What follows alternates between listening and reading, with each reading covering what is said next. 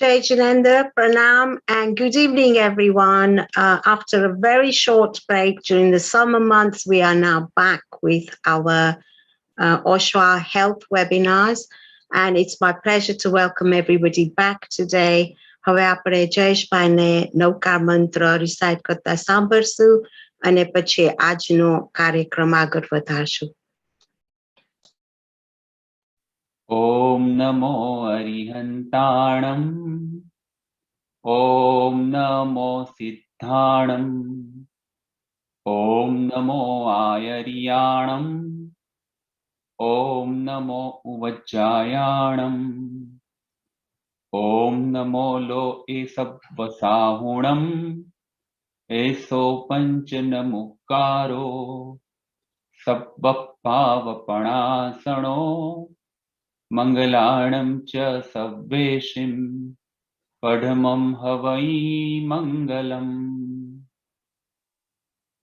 Arhanto bhagavanta indra mahita siddhascha siddhi sthita acharya jina shasano natikara pujya upadhyayaka Trisiddhanta Supathika Munivara Ratnatraya Radhika Panchaite Parameshtina Pratidinam Kurvantu Vo Mangalam Kurvantu Vo Mangalam. Oshwal Association of the UK તરફથી આપ સૌને પ્રણામ.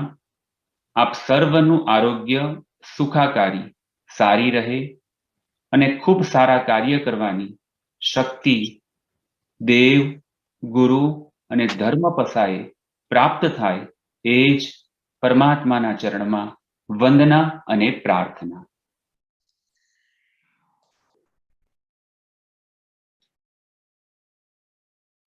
Thank you, Jayeshbhai.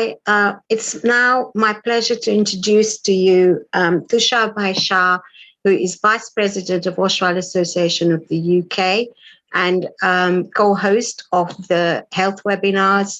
And Tushabhai is going to give us a warm welcome on this really chilly evening. Tushabhai. Jai Jinendra Badao. Welcome to our webinar after a short summer break. Maaf karjo, thoda kama break li thi hamara. But welcome. Today we have two really expert podiatrists. Podiatrists etle feet specialists in simple English, in case you're not aware. Apra pag, sometimes we forget our body, our limbs, haath, pag, badhu che, but sometimes we take advantage and we forget how to look after them. Today, we are joined by two expert professionals, Hiren by Patel and Dr. Bharti Rajput. Dr. Bharti is famously known as Dr. B, and very pleased to say that both have done sterling work in their own expertise in foot specialists and podiatrists. And Bharti Ben actually was recognized by Her Majesty the Queen and awarded an MBE for the services to the community in her field. So welcome Hiren Bhai and Bharti Ben. Over to you, Prof. Ben. Thank you, Tushabhai, for that lovely welcome. And I'm going to talk a little bit about our two experts today. આજે આપણે બધા પગની વાતો કરવાના છે, આપણા પગની કેવી રીતે ધ્યાન રાખવાની, શું આપણા common પગના problems છે, એ બધી વસ્તુ આ બંને કવર કરશે આપણા experts આજે. So તુષારભાઈ કહ્યું એમ આપણા સાથે છે હિરેનભાઈ પટેલ અને ભારતીબેન રાજપૂત. So હિરેનભાઈ અત્યારે ઘણી બધી એરિયાઝમાં સાઉથ લંડનમાં, ક્રોઇડનમાં, ચેલ્સીમાં અને કોમન ગાર્ડનમાં એમના ક્લિનિક્સ છે જેનું નામ છે ફ્લોલેસ ફીટ. એ પોતે એક પોડિયાટ્રિસ્ટ છે અને ઘણા બધા લોકોને મદદ કરે છે on a daily basis. એમને NHS માટે પણ કામ કર્યું છે હોસ્પિટલ્સમાં અને એમનું સ્પેશિયાલિટી ડાયાબિટીસ કેર અને નેલ સર્જરી છે. એમને ખાસ એક પોસ્ટ છે એમની જે એ કન્સલ્ટિંગ કરે છે મિલવોલ ફૂટબોલ ક્લબ માટે અને ઘણા બધા ફૂટબોલર્સના પગની પણ એ ધ્યાન રાખે છે. એમનો એક શો હતો હમણાં રિસેન્ટલી ITVના This Morning પ્રોગ્રામમાં. So he's also quite well known to the mainstream community. આ બધું કામ એમના પત્ની રીનાબેન સાથે કરે છે અને એને ખાસ કરીને આપણા એલ્ડર્સની પગની ધ્યાન રાખવી ખૂબ જ ગમે છે. He is a strong believer and has a desire in changing people's relationship with their feet and lead a pain-free life and an active lifestyle. અત્યારે એમના મેં પહેલા કહ્યું એમ ઘણા બધા ક્લિનિક્સ છે લંડનમાં અને he dedicates a lot of time to working together and bringing joy to people's lives through a personalized world-class service. અને ઘણી બધી એમની equipment જે છે એ world class અને બધી modern equipment છે જે પોતે એમની ક્લિનિકમાં વાપરે છે. Bhartiben Rajput, as Tusharbai just said, was awarded an MBE by the Queen for her services to podiatry 2 years ago. And her interesting feat actually came as in her childhood in Kenya. She heard stories from her mother about her great uncle who had developed gangrene in a diabetic foot and unfortunately had to undergo an amputation. When the family moved to Britain in the 1990s, everyone loved swimming and regular visits to the local leisure centre caused Bhartiben to get Verucas on the soles of her feet. And this actually ignited her interest in podiatric medicine. She completed her honours degree at the London Foot Hospital and now specialises in looking after people's feet and of course operates from Scotland. So her clinics are actually in Dundee. She has a PhD in this and loves the fact that her Indian heritage allows her to fuse together Western medicine with Eastern perspective and a belief that psychology isn't compartmentalized in the human body. Today we will be hearing and learning more about our feet from these two experts. And I want to thank them very much for joining us at such a busy time for medical profession generally. And આજે તમારા જે questions હોય please તમે YouTubeમાં મૂકજો. We already have some questions that have been sent to us by people in our email channel, and we will take the Q&A at the end of the session, which also includes a little demonstration of some exercises that we can all do at home.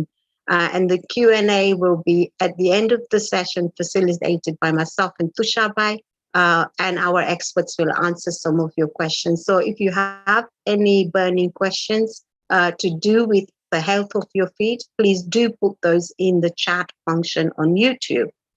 So without further ado, it is my pleasure today to invite both Hiren and Bhartiben to give us an insight into our feet. Some people say actually all our problems, everything to do with our health starts with our feet. So let's see what we will learn today. And please do stay tuned. This is being recorded on YouTube. So koi aaj miss kare, so make sure કે તમે લોકોને આ link મોકલો and so they can look at it later and learn more. Thank you both very much, and I'm going to pass it over to you both now. Thank you very much for that introduction. We very much appreciate being here. We're really looking forward to it. Jai Jinindra, everyone, as well. We hope you're all having a very good evening as well. And we hope you learn a lot about your feet today, because me and Dr. B are extremely passionate about what we do and how we do it, and we really want you to do the best with them, and we want you to really live a life of free of pain, and that's the most important thing for us, and that's what we're trying to give to you today. So over to Dr. B. I think we're going to start off with a few information about feet in general. Absolutely. Jai Janendra, everybody, and thank you very much to Prafula Bain for inviting us tonight onto this program where, as Hiren Bhai said, we're very, very passionate about feet. And for me, my mission in life is to bring people happiness with every step, because we know that, pagni dhyan rakho, to pachi life pan saras hoy and, must hoy. So you can actually really realize your potential. So what I'm going to do, I'm going to start with sharing my screen, and let's hope, fingers crossed, all our technology works. And yep, here we go. Wonderful.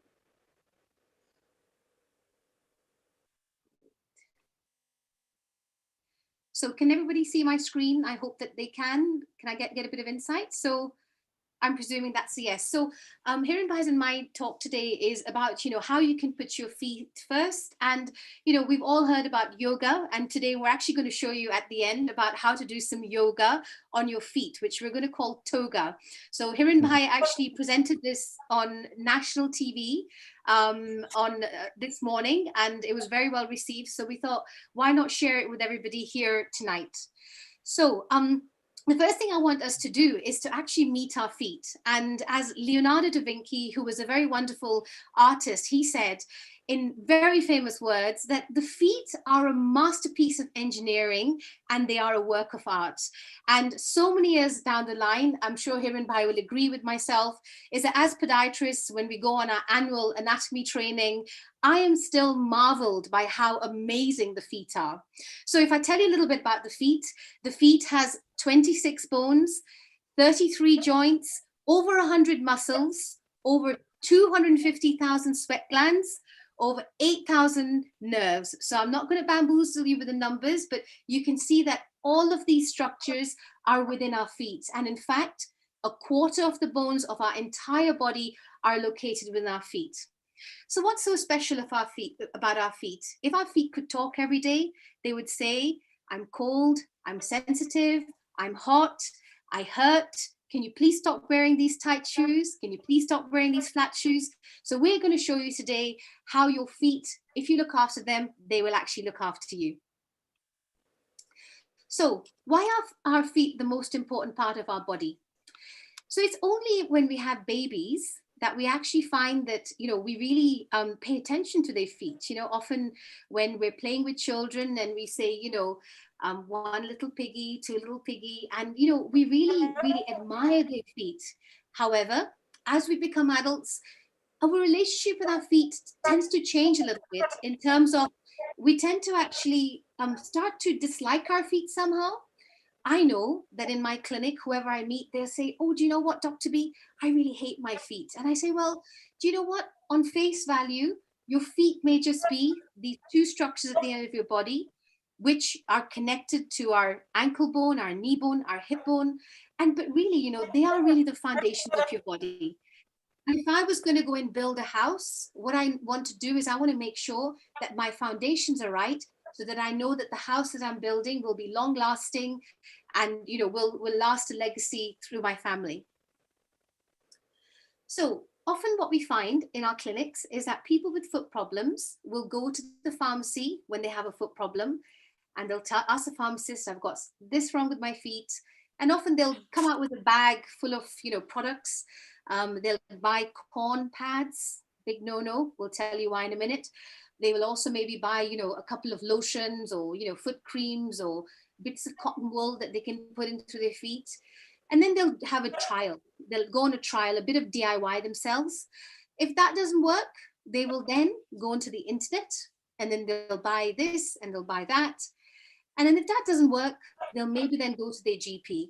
And with many, many friends who are GPs, when they get patients with foot problems, they go, I don't really know what to do with this, because it's not really their specialism. And they really say to you, oh, here's a prescription for something, go and do this. And again, I don't know why, but feet seem to be at the bottom of the healthcare pile, where it's just like a bit of a trial and error. Now, let's think, if you had a problem with your tooth, what would you do straight away? You would phone up your dentist and you would actually make an appointment to see your dentist. You wouldn't go to the pharmacy and start poking about. You wouldn't go into the internet and buy some metal tool and try and do that. So why is it that happens? So we are podiatrists. We are professionals in dealing with foot problems. I guess it's probably a little bit of our fault that we're a bit shy and we haven't really talked about ourselves very much. But, you know, here we are, Hiren and I, we're wanting to spread the message about having good feet. So a lot of the time, people ask us about, you know, what is the difference between podiatry and chiropody? And really, the only difference is in terminology. So many years ago, probably around, you know, 200, 300 years ago, if somebody had a tooth problem or they had a foot problem, they would often go to the barber shop to get their foot problem or their tooth problem sorted out. And from that came two professions. One was dentistry. So the dentists were very clever. They actually cottoned on to the doctors and they got a doctor's title and, you know, other structure within their profession. Whereas the podiatrists or the chiropodists, they were a little bit more business minded. They wanted to be independent. They wanted to have their own practices. And that is why, in some ways, they kind of got a little bit left behind because they didn't really follow on to the doctors. So chiropody is really an old-fashioned term for foot health. And a lot of the time in chiropody, people would go to a chiropodist if they had a skin or a nail problem. If they had a pain problem in their feet, so that means like a pain in their joint or a pain in a muscle or a soft tissue, they often would go to a physio. However, over the years as a profession, the profession has actually expanded its scope of practice. And Hiren, if you can see behind him on his camera, he's got lots of wonderful cutting edge equipment. He's got a laser, he's got a shockwave machine, he's got an ultrasound machine. So as a profession, we've actually embraced all of the specialisms of medicine, you know, from dermatology to rheumatology to orthopedics, and we bring it all in because actually the feet are a picture of your health. From your feet, you can actually tell if somebody has diabetes. You can tell if somebody has a nerve problem. There's so much that you can tell from the feet. So whether you call yourself a podiatrist or a chiropodist, podiatry is the more modern name. Just make sure that you're visiting somebody who is registered, because our profession has still got a bit of mileage to go in terms of people getting registered, because it is an open profession at the moment. And there are many people who call themselves a chiropodist and they may not be completely qualified, which is a 3 or 4 year degree program as a minimum. So, you know, just if you are looking to go to somebody, always make sure that they're HCPC registered. Hiren, are we all going good? Absolutely, it's perfect. Just to add to a few things, I think when we talk about the importance of feet and how it's important to go to a podiatrist, I think the most important thing to remember is that when you go to see someone else, they'll just give you an opinion, but we've been studying for a long time about this. We see this thing every day, and that's why it's really important to come and see one of us to at least diagnose it, and therefore you will get the right results, and you'll get them quicker as well, which is even more important because no one wants to walk around in pain. So come and see one of us if that is the question and that's the problem. So I think we're going to go on to a few different conditions. I think we actually had some questions about this in the first place. So heel pain is something that me and Dr. V probably see every day. It's one of the most common issues that we see. So I think, Dr. V, you're going to describe the heel pain syndrome, and I'm going to show some of you guys some of the equipment that we have as well. Absolutely. So as Hiren said, that, you know, heel pain is actually one of the most common conditions that we do see in the clinic. So when somebody phones the clinic, what we often will ask them, is it a pain that you feel inside your foot, or is it something that you can see on your foot?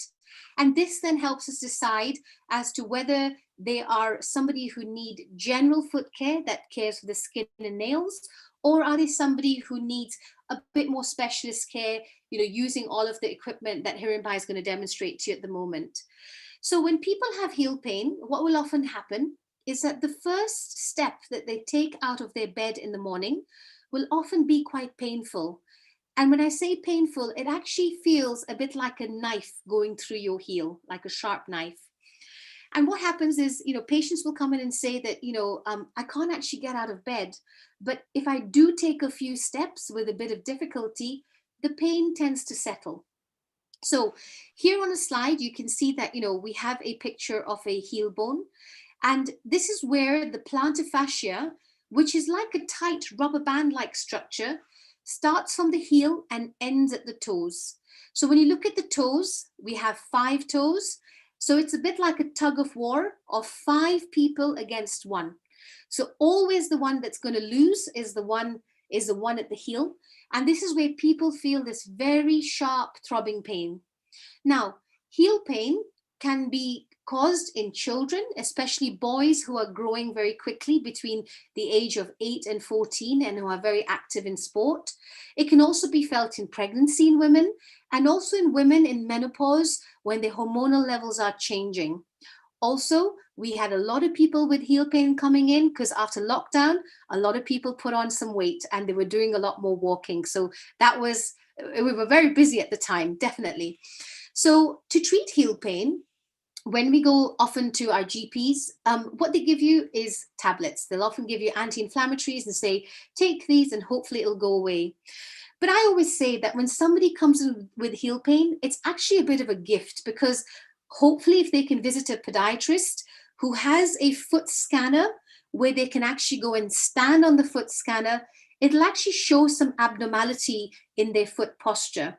So it's a bit like this. When I was 14 years old and I couldn't see the blackboard at school, my mom took me to an optician who then did some tests, and that's how I knew that I needed glasses.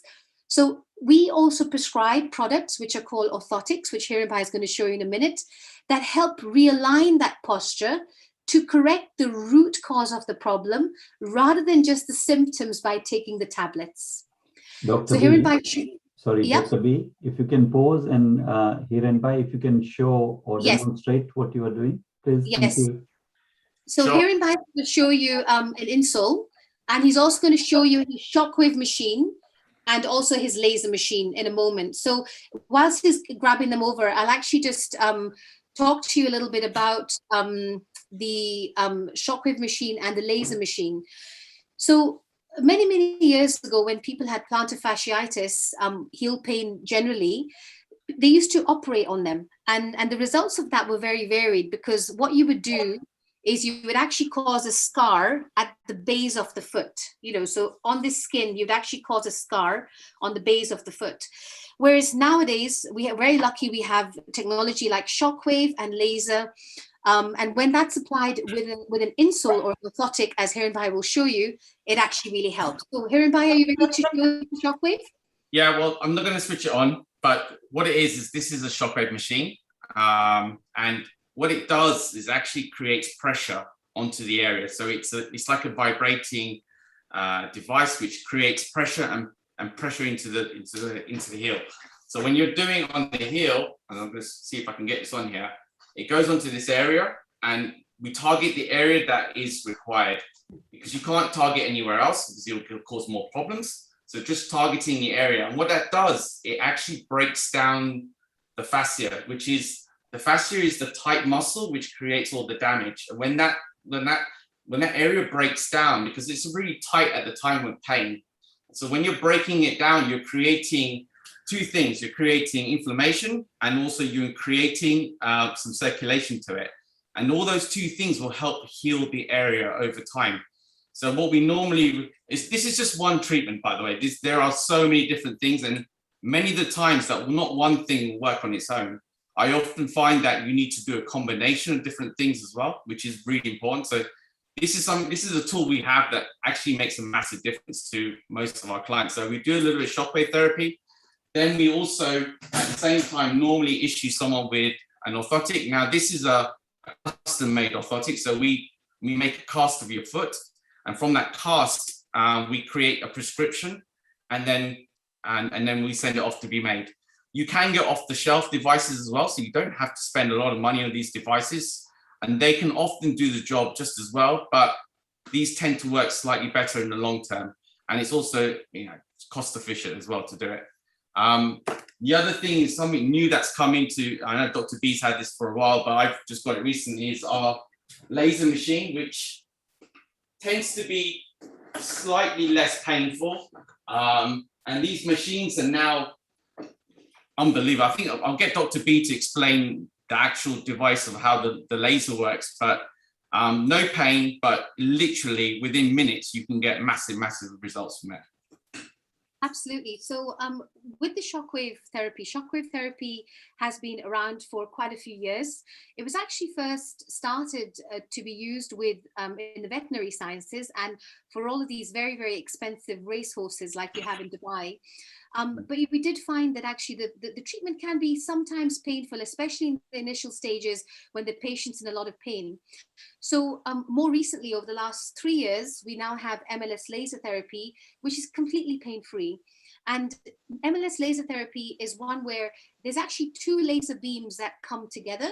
So there's lots of clinics offering low laser therapy.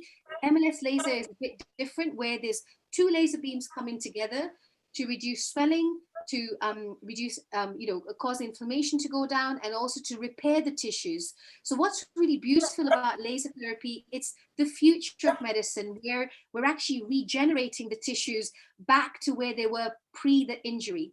So in terms of treatments, with the shockwave therapy, people will often need between 3 and 5 treatments. And with the laser therapy, you probably will need up to about 6 treatments. So you can see that people who come into our clinic with heel pain that they've maybe had for, even up to 2 years, sometimes they've been struggling every morning, within a treatment cycle that takes place in about 3 weeks, they could actually get much, much better.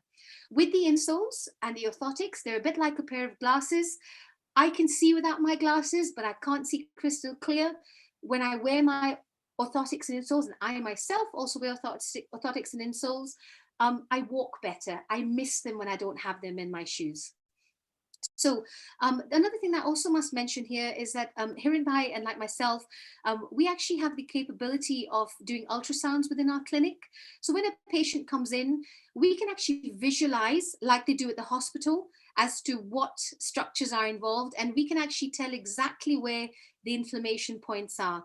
So as Hiren Bhai is demonstrating, he's got a probe. Again, it's a completely painless treatment to actually visualize the plantar fascia structure that I had in my image earlier on. So we're going to move on from heel pain. I think, Dr. B, just to say one thing, I think the ultrasound's been a game changer for most of us practitioners now, where it's been really important to actually diagnose the problem, because often as Dr. B said, that there are 8 or 9 or even 15 things that can go wrong in your heel. And to make sure you know exactly what the problem is the most important thing. We've often had people come in with heel pain and say, I've been told I've got plantar fasciitis, but often that is not the case. So having an ultrasound lets us see the structures in the foot and see what's at pain. So I think, that's a very good diagnostic tool. And I think that's been a game changer for most of us practitioners now. Absolutely. So the next condition that you will see on your own feet is bunions. And bunions are often not an issue for men visually, because men don't really care very much about how their feet look. We often find that women are more conscious, and they'll come in and say, my feet are starting to look like my granny's, or my feet are starting to look like my auntie who's, very, very old, and will my feet become the same? For men, they often come to the clinic with bunions when they actually have pain in that joint, in the big toe joint. And they'll often say is that, I used to be able to play golf before, and I used to do all 18 holes, and now I actually can't do that anymore. What's going on? Do I buy new shoes? Because this is what people do. Whenever they have a foot pain, they'll always go and buy new shoes. So with bunions, a lot of the time people think that you have to straight away go for surgery in order to, help fix your bunions. But, let's go back as to why people get bunions in the first place. The reason why they get bunions is again down to their foot posture. So in the foot, I'm going to bring a skeleton up. It's not a real one, just to reassure you. We actually have our ankle joint, which is one of the most important joints that connects our feet to the rest of our body. So here we get bunions mainly due to the axis of the angle of the ankle joint. So when the axis is a little bit low, and this can be hereditary, and we know that people of Indian, Asian, Afro-Caribbean origin generally tend to have flatter feet than Caucasian populations. So this is one of the causes that when the foot meets the ground and it's continuously rolling over, that's when the bunion can actually form. So Hiren and myself, both in our clinics, for bunions, we do mobilization therapies where we can manipulate the foot to release the joints and create more movement. Then we support it with an insole or an orthotic, and also reduce the pain using laser. And we'll find that patients then don't need to have surgery. There is a place for surgery, but once you've had the surgery, you can't really go back. Often, people will find that there's either a pin or a plate in there, which can sometimes shift over a course of life. So we tend to leave it as very much the last resort. Hiren, if you unmute yourself, would you like to add anything else about bunions? Sorry about that, I'm just trying to get there. Bunions, it's basically one of the things we see a lot of, and everyone complains about it because it's something that you visually see. Often people come to us when they start getting pain. So when bunions are in certain types of shoes, especially with ladies, when they're wearing the heels or wearing the tight shoes, the bunion will always impact onto the shoe. And that's when they first see, oh my God, that really hurts. And that's where I'm getting the pain. But unfortunately, by the time most people come to us, their toes have already bent over. They've literally moved into an angle, already into that angle. And that's where the problem lies, is like you cannot now from that position straighten them up that easy. Now, it has been told, I've read a few studies recently about people that have been exercising. So this is why the exercise of the toga has become really important to me, is the fact that we think now that there are ways of manipulating it back again without having to do surgery. So everything we try and do in clinic is to try and avoid you from going to do that surgery, which is the most important thing, and get you out of pain, because those things will stop you from doing exercising and all the things that you love to do. So I think with bunions, it's more of a shape thing. So firstly, people come in as an aesthetic thing, but then it can in the future become a painful thing. And that's where you're there. Plus also arthritis, all those type of things will come with the bone. As the bone moves, it becomes disjointed, it becomes denated. It also destroys the area, the cartilage area around it. So those are the problems that will happen. So that's why it's important to sort it out from the source, start from the beginning. When you start feeling it, get it fixed early, because all these supportive measures that Dr. B and I have been talking about will help massively going forwards, not just backwards. It won't just fix you from now, but it will help you going forwards. Absolutely. So the next condition that we're now going to look at is Morton's neuroma. And once again, this is a very painful foot condition that occurs mostly in women over the age of 40. And what these symptoms will be is that I can't really I feel lots of nerve sensation, lots of sharp, tingly sensation in my feet. And what I actually find is that I can't wear any high heel shoes. So this is a condition that is quite common. And once again, as you can see in our picture, there is actually a surgical scar there. Once again, using the similar methods as we've discussed before for the bunions and for the heel pain, we can actually, as podiatrists, because a lot of us, there is only a small part of our profession that specializes in foot surgery. So therefore, we've been forced to solve these problems non-surgically. So the next condition that we have is knee pain. And with knee pain, I'm just concerned, are we able to see my screen? Yep, are we able to see my screen? Can I have a bit of feedback? I can see you right now.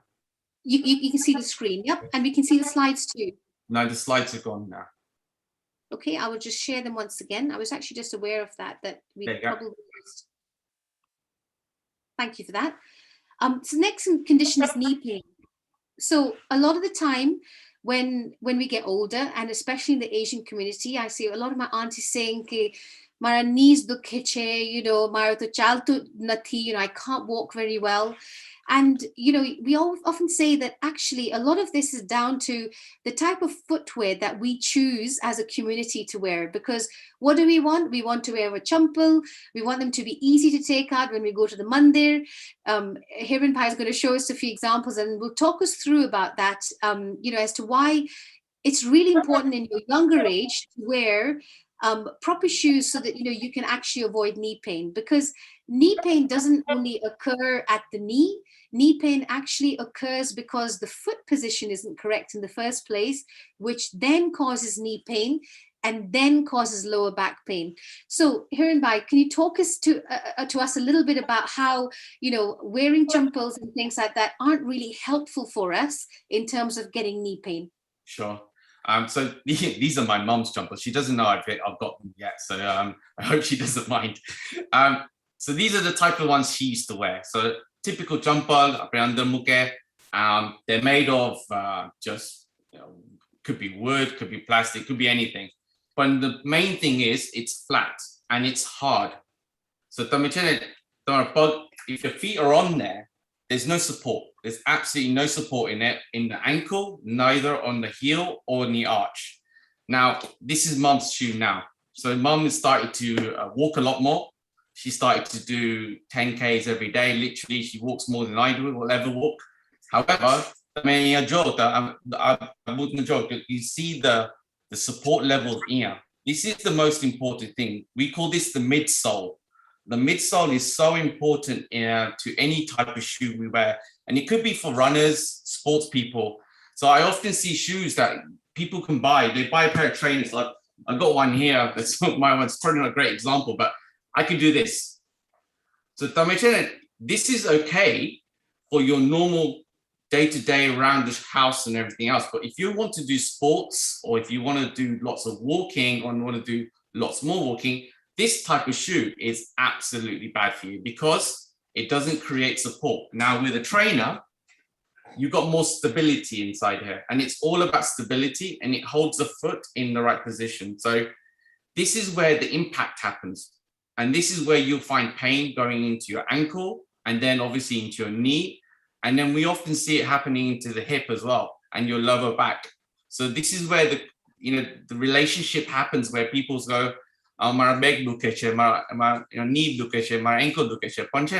It's all connected. Remember, it all dissipates right up to your hip and ankle and up to your lower back. So I think nowadays, I don't know about Dr. B, but I've talked more and more about shoe wear in our clinics than ever before. You know, it's great that we prescribe orthotics, we do all these things, but if you don't get this right, this is never going to work. So it's very, very important to get the right trainer trainers, right trainer shoes. You can go to your local shops that will give you little scans, they'll check it. I always say, get a proper neutral trainer, the one that's really supportive. If you can bend it like my fella Dekarida, if you can get a trainer that does this, don't buy it. It's not worth it. Get something that is really, really supportive. And that's the most important thing. My biggest problem is, but nowadays they buy Skechers. Now the problem with Skechers is it's a supportive thing. It's a cushioning thing. It's not, it cushions your foot. It does not support it. So most people get pain now in it. They wear their Skechers. They go, I bought Skechers. I've got Skechers. They told me they were brilliant. But reality is you need more support. It's the opposite to what you think you need. You don't need cushioning. You need to get support. That stops foot pain. And that's the biggest message I give to most of my clients on a day-to-day basis, because everyone brings their Skechers in to me see me. Absolutely, Hiren Bhai. It's also one of the bugbears that I see a lot of the time. But I guess they've got great marketing, right? Skechers, they really market them very well. Yeah, so just like Hiren Bhai was talking about, having support in your feet. So this is exactly what happens when a patient, comes into our clinic. What we do is we get them to walk on a special machine without their shoes on. And what you can see here is you can see different colors. So right on the right hand side, you have a bar of blue going to green, going to yellow, orange, and red. And you can see that this person, especially on their right foot, they seem to be having a lot more red going on. So we can actually tell that their right foot is actually sitting where it needs to be. And often these people will say, do you know what, if you ask them, they'll say, my right knee hurts more than my left knee, or I get a little pain in the bottom of my back. So it's often when we can then use the computer data to then design a pair of insoles which are actually quite easy to fit into your shoes. So you don't really need to change your footwear or, suddenly wear, what we call like, very bulky grandma style shoes. You can still be fashionable, you can still be trendy and have shoes that actually, can accommodate an insole. So here we have a picture of one of my team, and what she's actually doing is we actually insoles, we can either make them for you in clinic. So Hiren and I, we both have the same technology where within 20 minutes you can actually have an insole in your shoe, so you don't really need to wait for it. It can be made for you there and then. For the other more complex insoles like these ones, the yellow one that you see here at the top, they just take about 2 weeks to come in, and just like a pair of glasses, once you wear them, you're actually standing in your best alignment, from feet all the way up to head. So we're now going to move on from more of the painful conditions. And, we deliberately did that because people don't know our profession for the painful conditions. They know us more for the skin and nail conditions. So we did this deliberately. We switched it about. So we're going to talk about verrucae. So verrucas are caused by the human papilloma virus, of which there are over 66 different types. And when people get a verruca, they often will not be able to tell at the very early stages. What they may get is a bit of a change in the skin appearing. So it's got like a cauliflower type of appearance. What they may also feel is a bit of a prickly, like a pokey feeling in the feet. And they think, gosh, is there something in my shoe? But actually it's the Veruca virus that's taking and making its home within the foot. This is actually one of the minor verrucas that we see, because Hiren and I, we see many more complicated verrucas. And, verrucas are the ones where there's so many different home remedies, and people will use from garlic to banana skin to cider vinegar to all these different things to try and get rid of their verrucas. And we've seen it all. We actually feel very bad, because what happens is they'll start off with one verruca, and because they've tried the banana skin and they've done all these things, by the time they come to see us, there'll probably be about 6 or 7 verrucas. So the earlier you get them seen, the better it is.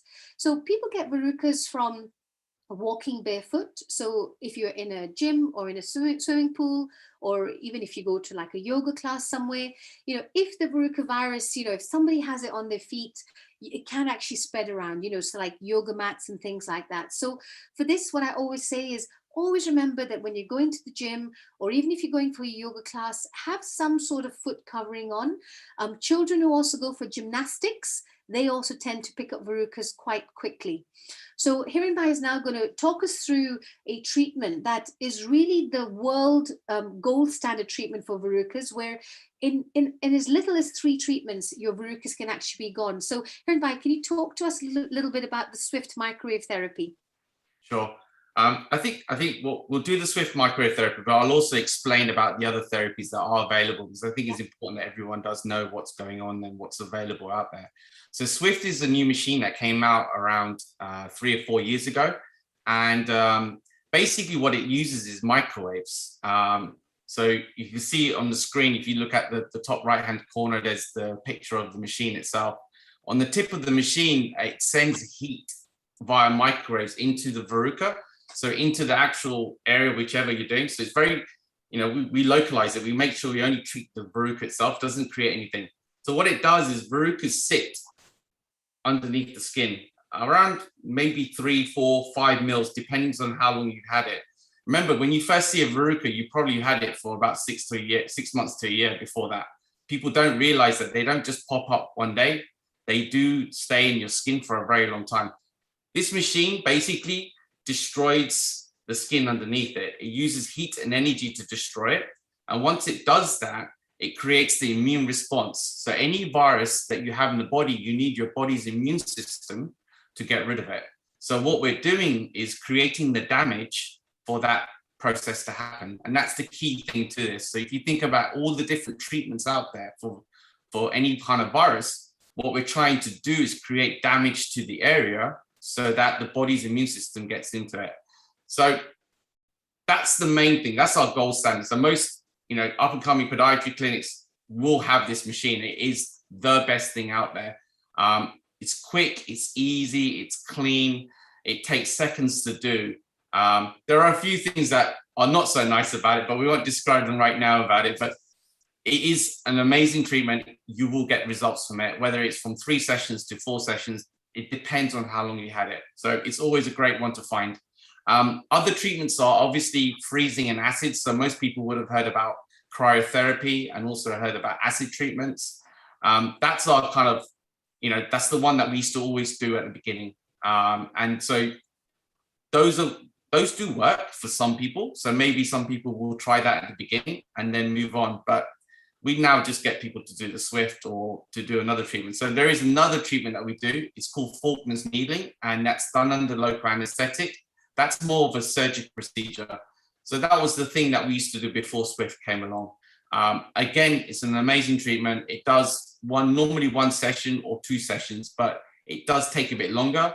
It does involve local anesthetic. It does involve a needle and stuff like that. So some people don't like to do this, but nowadays Swift seems to be the thing that everyone seems to be going for. So yeah, that's what I would say. We'll go for Swift. Absolutely. So Swift, as I say, we have lots of different treatments out there that people do, but we want to have treatments that work. So we know that when you buy Bazooka from your chemist, the efficacy of it is only about 20 to 30% maximum, whereas with Swift, it's probably around 80 to 90%. So it's a really good resolution rate. So we're also going to talk a little bit about ingrown toenails. And I actually forgot to say at the very beginning of the talk is apologies for a few of the kind of the not very nice pictures, but we really wanted to show you the real side of what toes can look like. So here you have a patient who's come in, and if you can see, there's a lot of horrendous redness. And, this gentleman was actually, when he was even sleeping, the duvet, the blanket, he could actually feel the pain in his toe. So he couldn't actually sleep all night long. The toe was like throbbing, when you watch the cartoons and, there's like that throbbing kind of feeling. And, obviously what had happened here is he tried to cut his own toenails and hadn't really followed what we always, talk about is cutting your toenails straight across. So what he'd actually done, he'd actually taken the scissors and had gone down the side, and he'd left a little bit of a spike there. So with him, what we did is we brought him in the clinic, and for him, we didn't have to take him all the way through the permanent nail surgery procedure. We're very fortunate as podiatrists. We are a profession, a bit like dentists, where we can use local anesthetic routinely in clinic to give our patients a pain-free experience. So what we did was we popped a bit of local anesthetic into his toe, and we just removed that little spike of nail, and within about a week it had actually healed up and he could get a good sleep again. So this is a problem that we see very commonly in teenagers, because often what you'll find teenagers, around the school, especially when I was at school, used to have the dental hygienist coming and showing you how to brush your teeth, but we haven't quite got into schools as much as we want to, where we actually show you how to cut your toenails. So in general, when people have ingrown toenails, they will often think if they cut a V in the nail, they'll get rid of the ingrown toenail. There's all sorts of myths out there that people follow. But if you just follow cutting your toenails straight across, not cutting them too short, and really just looking after them regularly will prevent you having a toe like this. Now, for some patients, and I didn't want to quite show you this picture, where the toe actually looks like a strawberry, and I really mean it looks really, really very swollen, very inflamed. When those patients come in, we then have to take them through a surgical procedure where we remove, either the whole toenail in the last case scenario, or we just take away a small section of nail. And it's a very routine procedure that we do. And although it may alter the shape of the nail very minorly, it is a permanent solution. So people who tend to get ingrown toenails very often because they have a nail that's a bit fan shaped, this is again a hereditary condition, or they have a nail that is a bit curved shaped just naturally, it can actually be quite a good resolution for them. In my clinic, I've actually been using recently nail braces. So you know how when children, when their teeth are a bit wonky, when they're growing up, we tend to get them a brace. So very similarly, we can now also offer a painless nail brace application, which is wonderful for children. They really respond to it very well. And not only are you getting rid of the ingrown toenail at the time, but you're also shaping the nail to grow in the correct way. So I'm going to also talk about fungal nails, and I must say that Hiren is who might call the king of fungal laser therapy in London. So Hiren, Bhai, take the floor and tell everybody about fungal nail treatments using laser. So thank you, Bharti. I'm not sure if I want to be known as the fungal nail king, but it's something I do a lot of. So fungal nails is one of the most common things that we see again. And you can see by the examples on the screen, they can start from a very kind of simple one as on the left to one on the right that's pretty much as bad as it gets. And basically what it is the fungus, the nail becomes damaged. That's where it starts from. The nail becomes weak and it becomes damaged. When the nail becomes weak and damaged, then anything that's around your skin area will get it back into the nail.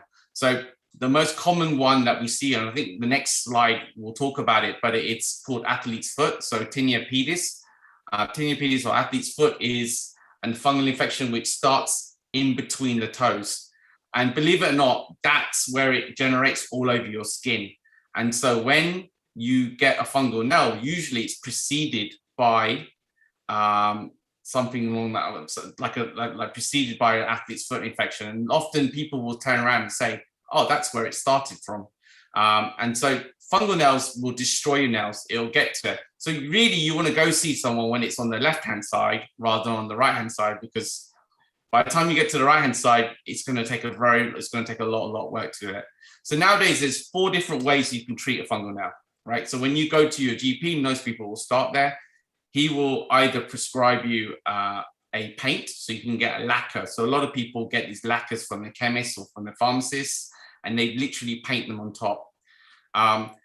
And also the GP will give you a prescription one. There's a prescription version of it as well. I think it's called Curanel, and then you put that on top as well. However, this is the key thing that I find the most biggest problem with that is, yes, you can do that, but unless you file down the nail and remove all the dead part, all the fungal part of the nail, the liquid will never get to the right area. And that's where the biggest challenge happens. And that's why people will never recover and get better and better. So even if you don't do anything else, get your nail filed back, removed, and then you can go back and use your things. If you don't want to go down the laser route or any other route, then that is the route to go down. So after that, the doctor can prescribe tablets. So a lot of people will be asked to take terbinafine tablets. This is fine. However, there's lots of side effects with terbinafine as a tablet. Liver damage, it can create lots and lots of long-term issues. The problem with it is you have to take it for 6 to 9 months to really make an effective thing. So the doctors don't often want to prescribe it as well. They're very much like, you know what? I don't think your problem is that severe that you should do that. So therefore, after that, where do people go? So now we use lasers in our clinics. I've been doing it now for about 12 years. And we've got 2 different types of lasers in our clinic. We do a low-level laser, which is called a lunular, which is a cold laser. It's literally, I've got it here, but I'll show it to you after, but there's a box here where you put your foot into it, and literally the laser light will destroy the fungus in the nail, and it also helps with regeneration of the nail as well. My other laser is a hot laser, which is literally, if you've got the nail here, you've got the fungus, the laser will go straight over the nail and it will destroy the fungus in the nail. It's the reproduction of the fungus which creates the damage in the nail. So what we're trying to do is stop the nail, stop the fungus from reproducing. And once that happens, the new nail grows through as clear as possible. So there's 3 things that we always do is clear the fungal infection in the skin, which is the tinea pedis, remove all the dead nail as well, kill the fungus in the nail, and then allow the nail to grow back. I will say that it is one of the most frustrating things you do because it takes time. It's not done over a month. It's not done over 3 months. It can take up to 6 to 9 to 10 months for the nail to grow through. And that's where the problem lies. And that's why the sooner you treat it, the quicker you'll get a resolution. But this is something that we will see, you know, it's like 10 or 12 or 15% of the population will have fungal nails at any one time. And I think that's pretty much it, Bea. Thank you so much. So Prafula Ben just reminded us that we've got about 8 to 10 minutes to go. So we're going to whiz through the rest as best as we can. We told you we were passionate when we first came on. So the next condition we're going to talk about is corns and callus. And a lot of people will say that, you know, why have I got this bit of hard skin here? Why have I got this corn here? So there's two main rules. The calluses you get because of high pressure points within your feet. So if you have a foot that is getting a bunion and the toes moving over, you'll often get a pressure spot around there.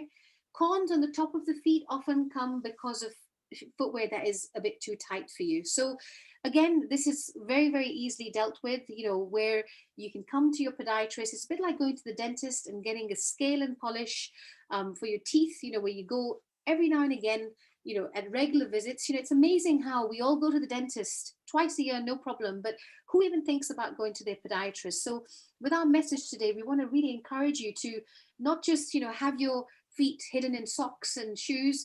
Actually take your socks off, examine your feet, look at what's going on with them, and go and see somebody about it. So the other condition that we also have to talk about is cracked heels. I see this so much. It's quite amazing when you're a podiatrist, when you go to all these weddings and everything, and you see everybody in their beautiful saris and all their makeup on. But then when you look at their feet actually have got cracks on them. So for cracked heels, it's just really important to moisturize, moisturize, moisturize. When most of us wake up in the morning, we put our face cream on, and you know, people spend so much time on doing their hair and everything, but not very many people spend just a few seconds to put a very good foot cream on. So Hiren Bhai, you know, is really amazing at sourcing new products. In fact, a lot of the products that I stock in my clinic, you know, he's actually recommended them to me. But the most important ones to have is something that contains urea inside it, because urea-based foot creams are really what replenish all of the moisture and the hydration back into the skin that can help you solve these cracked heel problems. It's really important to solve these cracked heels, especially if you're diabetic. And this is a topic that we're going to be talking about in the next few moments as to why it's important to ensure that these cracked heels are sorted out if you're diabetic. So in terms of the foot conditions, this is one of our last foot conditions we're going to talk about. Is it may surprise you, but as podiatrists, we actually do really save lives, because when we get patients come into our clinic, sit in the chair, and we will build a relationship with them where we're seeing them, you know, for their appointments, and often we will see skin changes that they may not have even noticed themselves. So we have dermatoscopes available in our clinic, which is a bit like a stethoscope that your doctor looks at your heartbeat.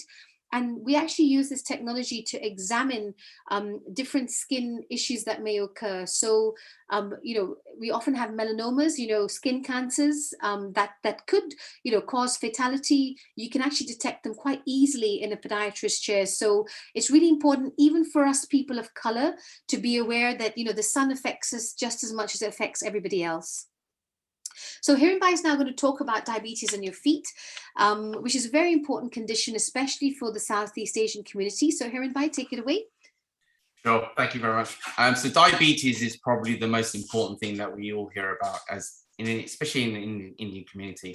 As you can see from the statement at the top, it's a weight-related disease, and it's directly linked to your blood sugar levels. Now, we as Indians are more likely to get a resistance to the insulin. So that's where the problem lies. Just as a community, as our DNA, we resist the insulin levels in our body, and therefore we get diabetes or high glucose, and obviously the raising of the blood sugars in our body. Now, as far as podiatry is concerned, we have four things, and this is where it becomes really interesting. So diabetes can affect four things in the body. So we look at the sensation, or what we call neuropathy, and that's just sensation loss in the foot. And so a lot of people who walk around with diabetes can't feel their feet. And that's obviously a complication that gets worse and worse as the longer you have diabetes. So we do check for that. Secondly, just blood circulation. So basically it can attack the arteries as well. And so therefore it reduces the amount of blood getting to your feet. And the feet being as far away from your heart as possible means that you have the smallest capillaries and smallest arteries in that area. So therefore, they're the ones that will get damaged and clogged up the worst first. So that's why it's really important to check the circulation in your feet. Third thing is you get deformity from your foot. So with diabetes, you can get what we call Charcot, which is where the joint in the arch will collapse completely. But also you see other changes, bony changes in your feet. And the last thing is really important is skin. A lot of people forget the skin, but the skin can become very thin and very papery. It can also become damaged a lot quicker. You see a lot more bruising. You see a lot more damage in the skin in the fact of you'll bleed more often. You'll bleed out a lot longer as well. So all these things are complications that we try and avoid. And those are the 4 things that we look for. So anytime you go see a podiatrist, those are the 4 things they will assess before they do anything to you. So what do we think as a diabetic, what would you think you should be doing? So obviously we should be checking your feet every day. So with the neuropathy, remember, you don't know if there's anything on your foot. So you need to physically, visually check your feet. Secondly, putting cream on is obviously an obvious thing because cream will help reduce will help keep this moisture back in the skin and stop you from getting dry feet, which is also associated with diabetes. Nail cutting, obviously safe nail cutting is so important. As Dr. B described before, just trim around them. Remember, we all have a white area on our nails, so that's the only bit you need to take off. Don't try and take off anything else. Don't try and get really, really into the corners because that will cause you more problems as well. Once a year, you should be having a diabetic foot check. So you can either do that with your podiatrist, with your GP, or the practice nurse. So if all 3 of them will be able to do that same assessment, but as once a year, you should be doing that. But as I always say, but once a year, just don't see your podiatrist, also see your nutritionist, go see your optometrist, go see all the different people associated with your health with that problem. Because once a year, you should be seeing everyone and making sure everything is in check.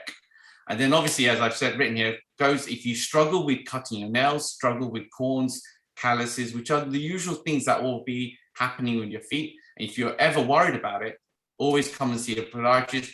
Maybe go see them regularly because that way you're ensuring that will keep your feet in tip-top condition. Absolutely. And one more thing I will say is that, we often find with feet, there's a lot of embarrassment. And, especially with our elder population in our community, I know my own dad, he's diabetic. And sometimes, he's a bit naughty. He will get his own nail nippers out. And even though his own daughter's a podiatrist, who I do his feet regularly for him, he will, cut his nails and then he won't tell me. And they'll kind of hide their feet away. So, it's our duty, that when we go to visit our parents, let's start taking their socks off, just to be able to examine their feet. Because often they'll feel like they have done something a bit naughty. And, with diabetics, especially, one small cut that gets infected can become a gangrenous wound within about a week, which can mean that they will need an amputation. So every 30 seconds, someone somewhere in the world with diabetes will lose part of their limb or foot. So, let's make it a habit for our bapujis and everybody, let's say, please, tamara pag mane dekharo, so I can actually, have a little look and see, because often if they're anything like my dad, they're a little bit naughty and they will not show you what they've done. So when to visit a podiatrist. So really, I would say that my message always is that, make your feet a priority the way we make our teeth a priority. I think we do really prioritize our teeth because they don't show all the time. With our feet, what it is that, they're stuck in our shoes, we can cover them up, we can wear socks and things like that. But, it's really important of, when things go wrong with your feet, we actually have a saying in Scotland, and I won't bring on my Scottish accent, but they say that when your feet hurt, your whole body hurts. So if you have, a lump, a bump, pain in your feet, a cut that isn't healing, or, you actually notice that you're just walking a bit differently, definitely go and visit a podiatrist. So, Hiren, can you tell us a little bit about, what the difference between NHS podiatry and private podiatry is? Sure. Look, everyone's accessible to private NHS podiatry. Anyone can go to see an NHS podiatrist. The difference is, I think, maybe the options you get. I think that's probably more the difference is, rather than the fact that you're getting better care. You're not getting better care at a private podiatrist. You are getting just as good a care in NHS podiatrists. So I'd like to make sure that everyone understands that. It's really important. and that we're not saying go to see private podiatrists. NHS will have lots of different aspects. So when you're diabetic, it's really important that they will really take care of you massively in the NHS. Plus, they have access to all the multidisciplinary teams, which is the most important thing. It's like you won't just get your podiatrist, you'll get your dietitian, you'll get your vascular surgeon, you get all these different people that are associated. So NHS is a massive thing. So when we talk about diabetes, obviously the one thing we didn't talk about is ulcerations and all the complications that can happen from that. So with us, even with private practice, we see an ulcerated diabetic, we'll take care of them as much as you can, but most of the time I will send them to the NHS because they will give a much better all-rounded care for that patient. In private, obviously, we have more gizmos, more tools, more toys. You get a better service in the fact that we get the latest equipment. Unfortunately, in NHS, they probably don't get everything that they could do and they want. But in private, those that are available and those that will spend the money to get those tools, they do help, and that it just helps you to get you to a better place quicker. So I think that's the only difference in private. It's the same thing. However, you just get more, I suppose, one-to-one care. With the private one, you'll see the same person, all those kind of things. However, if you're a diabetic, a rheumatoid arthritic person, or can't afford to go privately, go NHS. They will give you just as good as treatment as anyone else will. Absolutely, Hiren Bhai. I must say that I can only speak for Scotland, but I know that the Scottish NHS trusts are really cutting back their services. So, following the pandemic, Hiren Bhai will probably agree, when a lot of elderly people were, shielding at their home, we were getting people with toenails that were literally that long and they couldn't actually walk. So we introduced like a special toenail cutting service at an affordable rate that they could come and at least get their feet checked, because if that went on for too long, that would be an issue. I guess, as Hiren Bhai said, the main difference is your waiting times, because I know that currently for nail surgery in my own NHS trust here locally in Scotland, it's about an 8-month wait for nail surgery. So that's a long time to have a toe that's keeping you awake at night. So both are as good as one another. We're all qualified specialists. So the main message is to seek help. So Hiren Bhai is going to give us 5 tips of how to care for our feet at home. So Hiren Bhai, what are our 5 tips to care for our feet at home?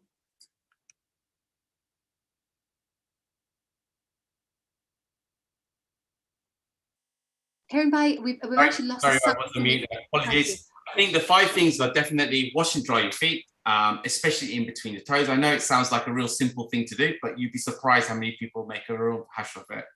Creaming of feet every day is important.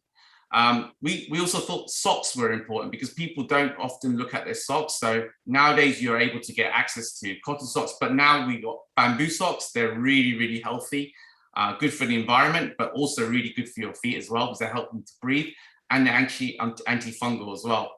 Obviously the stretching is really important. So I'm going to quickly demonstrate. I know time is a little bit short right now, so I'm going to show you those in a minute. And then obviously choose the right shoe wear for what you are going to do that day. That is the key thing. I mean, at the end of the day, we often wear shoes that are inappropriate for what we're about to do. So if you're going for a 5K walk or a 10K walk, you're not going to wear your jumper. So you'd be surprised what people wear as they think, oh yeah, I'll be okay in that. It's only for a short walk, but that's the most important thing to do. So I'm going to now show you the exercises that we showed online. So these are 5 exercises I think everyone should do. I mean, believe it or not, they will treat a lot of conditions that happen in the foot and ankle, and even in the knee. So all you're doing is stretching out the most important structures in your foot. So these are all the exercises that everyone could do at home. You don't need any specialist equipment, and anything that we do right now, you can got it at home. So what I'm going to start with is a simple one. So what we need to do is exercise this bit here. This is the arch, right? This is one of the most important structures in your foot. And obviously it is connected to your heel, it's connected to your calf and your Achilles. And therefore that whole structure we're trying to make stronger. So you just get a normal tea towel, put it on the floor. And then what we want to do is literally just crunch the foot. I don't know if you can see this, hopefully you can. You literally crunch it. So what you're doing is crunching the towel, and if you're strong enough, you can lift it up. And so all you're doing is you feel this arch being crunched and stretched and manipulated. That, if you do that for 1 minute a day, you'll be surprised how strong those arches become. And with the arches, remember we talked about bunions as well, that can really help the structure of your bunions as well. That's a really, really important one. Now, next one is a real simple one again, just stretching up. So you're standing here, get onto your tiptoes and just go up and down, up and down. And that, what that does, again, stretches out your calf and also stretches out your plantar fascia. So you just literally go up and down, up and down. And that's a real simple one. We can all do that at home, and you could do that whilst watching TV or whatever you want to do. The next one is really important because we will see this a lot. The arch pain, the heel pain, the arch pain that everyone talks about. So you can get like a drink, a can, anything at home, put it in the freezer, put it on the floor, and you literally roll. Back and forwards, you roll it. And so the therapy is the cold therapy, and it's also stretching the area. You can also invest in prickly balls. These are available online, really, really easy. Again, if you do that, you roll the foot up and down. What they do is not just support the foot, but it also creates a little bit of circulation because it's prickly, and it's also kind of sort of stimulating the muscle as well, which is really, really important. So that's another simple one to do. And then so the other one, get the towel, you put it on the forefoot, and then you stretch. And what that does is stretches the calf. And that's a big structure that affects everything you walk. So you just go stretch and pull it backwards. And that is all you need to do. Those are the 5 simple ones. As an extra one, because we all have steps at home, is I'm going to pretend this is a step. And all you do is, I don't know if you can see, let me see if I can get this in view. There you go. So you literally get on top, you put your forefoot on there, and you hold the banisters, and then you just go down, up and down. And what that does, it gives the Achilles a much stronger and deeper stretch. So again, I'll just explain that. You go on the step, hold the banisters and go down. And it's an easy one because you don't need anything with you. And those are the 5 or 6 different things that if you do them every day, or at least for 1 minute each, that's all you need. And you'll make a massive difference to pain and you'll get rid of it. There you go, Dr. B. Absolutely. And so if you can see, these exercises are just so simple.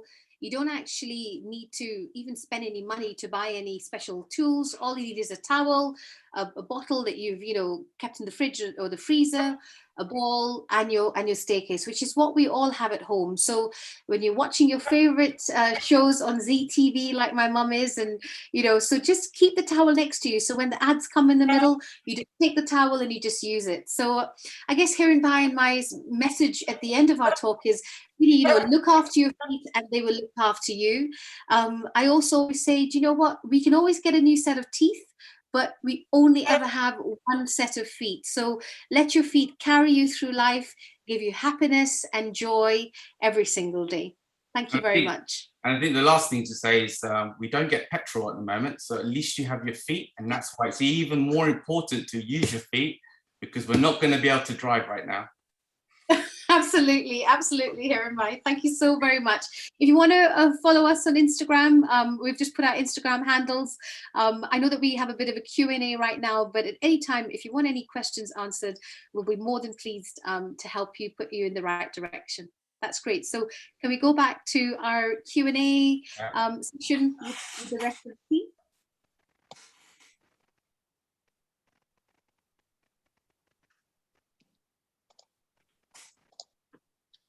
Wow, that was brilliant. And I think Da Vinci was absolutely right. Engineering masterpiece and a work of art. Thank you both so much for sharing so much really good information with our viewers. And that demonstration looks amazing. I'm going to try those exercises from tomorrow. We've got so many questions. I don't think we're going to get through all of them. In your presentation, you've actually covered quite a few of the things that people want to know about. So things like athlete's foot, bunions, Veruca, you've covered those quite extensively. We've had quite a few questions about the type of trainers and brand of trainers, but I'm not going to talk about brands here, I think. But certainly your demonstration of the type of shoe we should be wearing is really helpful. Absolutely agree that, let's look after our feet and they'll look after us. Liked your analogy of we can get a second pair of, or we can replace our teeth, but not our feet. And that question about, whether we go NHS or we go private, and there's, a lot of change that's happened recently in terms of services.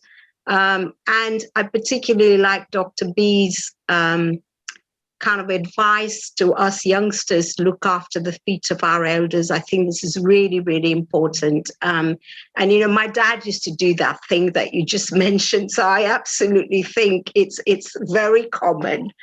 So without talking much more about this, thank you everyone. And આપણે આજે ઘણી બધી સરસ આપણા પગ વિશે વાતો સાંભળી, કેવી રીતે ध्यान રાખવાની, શું નહીં કરવાનું, શું કરવાનું, અને કેવા shoes પહેરવાના, અને most importantly જે exercises આપણે હિરણભાઈ બતાવી એ exercises આપણે કરીએ તો I think જે આપણા પગના parts strong હોવા જોઈએ, થાવા મનશે. Very easy to do, ઘરે કરી શકો છો, કાંઈ special equipment ની જરૂર નથી, but please be safe while you're doing those exercises, like especially that last one with the step, because I can see myself having a little bit of an accident with that one. Right, I'm going to start with the questions now. So, fellow question, Chair, and it's come from somebody who maybe has this problem, says, can you give us any tips about plantar fasciitis? I think it's quite common, is what I know. So I don't know which one of you wants to take that one. I can start and then Dr. B will add some stuff. Plantar fasciitis is heel pain. It's what people think, it's a common thing. So if someone comes into our clinic with plantar fasciitis, we'll do two things. I'll start with a scan. We'll scan the foot. We'll see if the plantar fascia is the thing that's causing the problem. After that, we'll give them choices. So exercises are important. So those stretches I demonstrated are the ones that I would normally give to everyone to come into. So your calf stretches, your plantar fascia, rolling the ball, your prickly ball, all those things will loosen the area up. Then you can obviously support the foot. So those are the standard things that we do. You can get the orthotic, so you don't need to spend money. You can get off the shelf one. There are really good brands out there.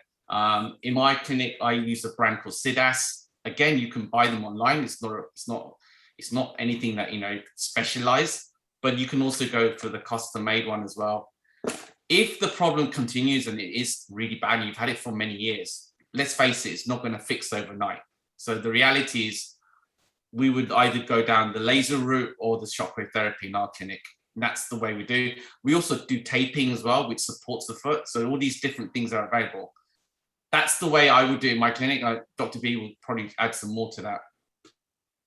Yeah, absolutely. I think, it's really important. The biggest problem that we find with people with plantar fasciitis is that they're wearing the incorrect footwear. So often what we have is that, we will tend to be wearing, especially women, they love wearing pumps. I don't know what it is with pumps. Everybody loves wearing pumps that, are pretty looking and everything. And we're not saying don't wear your pumps. If you're getting dressed up, do it.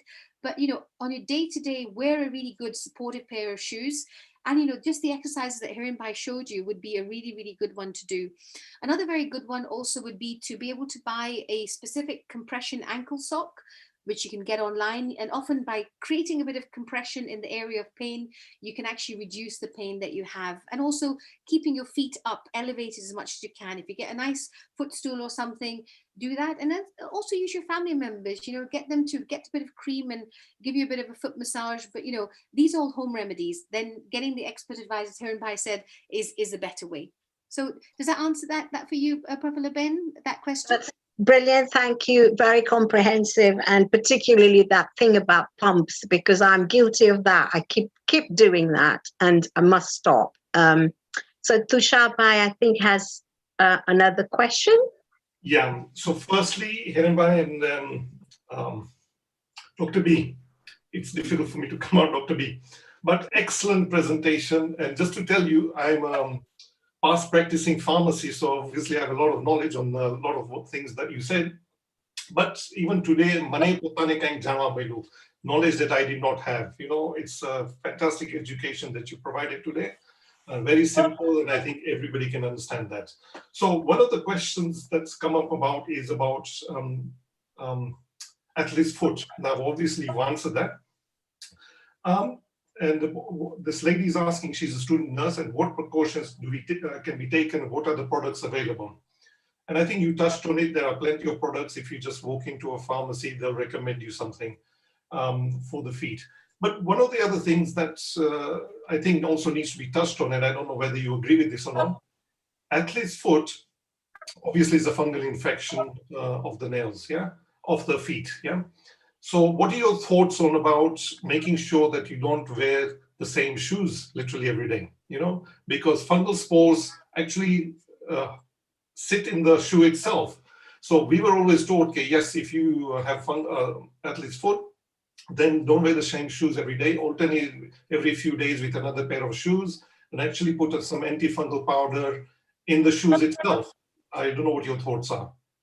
Absolutely, Tushar Bhai. So actually, the thought process around antifungal powders has changed a little bit in the last few years, because what they actually are now thinking is that when you have a powder inside the shoe, it increases the surface area for the fungus to sit on.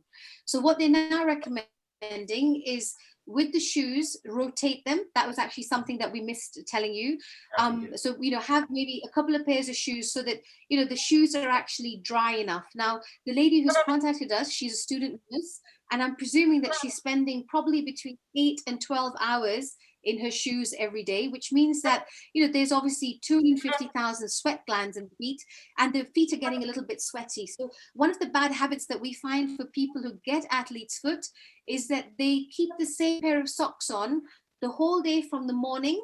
They come home, they take their shoes off, but they still keep the same pair of socks on when they're walking around the house. So it's really important that when you come home, you take the socks off to give your feet, you know, good old fresh air. Even better if you can come home, shower again, and, you know, keep your feet nice and clean. A good tip for people with athlete's foot is, I always say, use kitchen towel paper, one for one foot, one for the other foot. And that way then you don't cross-infect the fungal spores at all between one and the other, which is a really, really good tip. Also, you can get some really smart UV sterilizing shoe lights, which are probably around 20-25 pounds online. And what you actually do is you plug them into the wall, you put them inside your shoe, and overnight they'll actually sterilize your shoes for you. So that's another really good tip for people with fungal and athlete's foot problems. Anything else to add here and to that? No. Don't pick at them either. People sit there picking, because it's one of those things that you find itchy, right? Fungus in the skin itches, so therefore you want to start picking at it. It's just the worst thing you could do.